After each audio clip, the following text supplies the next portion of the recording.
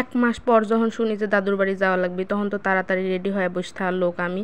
যাই হোক, আসসালামু আলাইকুম, কেমন আছেন? আলহামদুলিল্লাহ আমি অনেক ভালো আছি। তো এই তো বিকালবেলা তাড়াহুড়া করে আমরা রেডি হয়ে দাদুর বাড়ি যাওয়ার জন্য প্রস্তুত হয়ে পড়ছি, বুঝছেন। তারপরে গাড়ি এলো, গাড়ি লিয়েতে যাচ্ছি। আর আজ যাচ্ছে আমরা সব নতুন রাস্তা দিয়ে, মানে কৃষ্ণপুরের রাস্তা দিয়ে আমার গ্রামের মধ্যে ঢুকবো। আর এইখানে হচ্ছে আমার একটা জমি আছে, তো সেই জমি নিয়ে আমরা কথা কতি যাচ্ছি। খালি জমি শুনছি যে হনে আছে, কিন্তু আজ পর্যন্ত না চোখে দেখতে পারলিম, না কোনো সময় দেখতে পারলিম। এইখানে আসাই হয় না। গাছও লাগাই গেছে আমার আব্বু। যাই হোক, আসির পারিনি তো কি হয়েছে, পরবর্তীতে অবশ্যই আসি, দেখিটাই যাই পারবো না।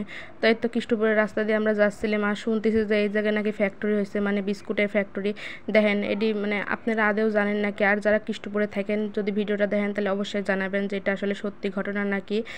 আর এটি হচ্ছে কৃষ্ণপুরের মসজিদ আর হচ্ছে মাদ্রাসা। আর এই বাড়ি আমি ছোটোর থেকে দেখতেছি যে এত সুন্দর গাছপালা দিয়ে গেট বানাতে হয়, বুঝছেন। তাহলে বোঝেন কি সুন্দর তাদের একটা পরিবেশ। যাই হোক, আমি তো এই রাস্তায় ছোটোর থেকেই মনে করেন হাঁটাচলা করি, কারণ আমি স্কুলে যাইতাম, মৌলিক বাহিনী স্কুলে আমি যাইতাম। আর এইটি হচ্ছে আমার এই পাথাইলার স্কুল। এই স্কুলে আমি ছোটো থাকতে পড়ছি, মানে যখন ধরেন যে একেবারে ওয়ানে শিশু, মানে এরম অবস্থায় পড়তাম। এই স্কুলের সাথে অনেক স্মৃতি আছে। যাই হোক, আর এমনি যদি আমি নিজ দিয়ে চলে যাই তাহলে আমার বাড়ি পাতি মনে হয় 5 মিনিট লাগবে।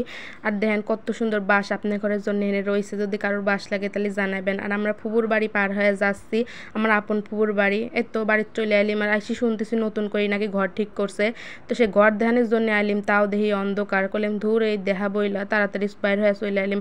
ওর মধ্যেই দেখানি যায়। বাড়িতে এসে ধীরে দাদা দাদি বসে তাই লিচু পাহারা দিচ্ছে, তো কচ্চা বিক্রি করে বেলে ফেলাইছে।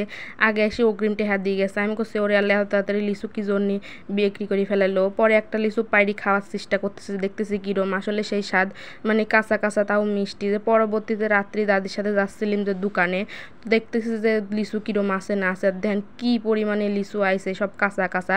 তো একটা গাছ বিক্রি করছে আর একটা গাছ রাখি দিছে যাতে আমরা ঠিক মতো খাবির পারি।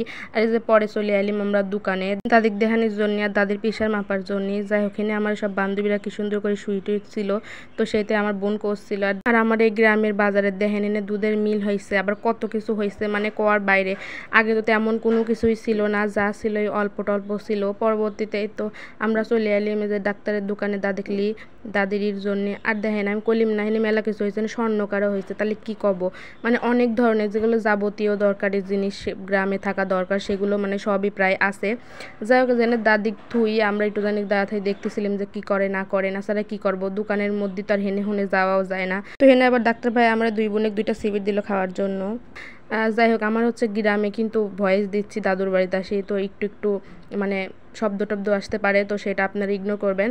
তো পরবর্তীতে বাসায় আসার সময় তো মনে হলো যে 2টা লিচু পাড়ি খাতে যাই। পরে যে নিজের গাছের লিচু পাড়ি খাচ্ছিলাম।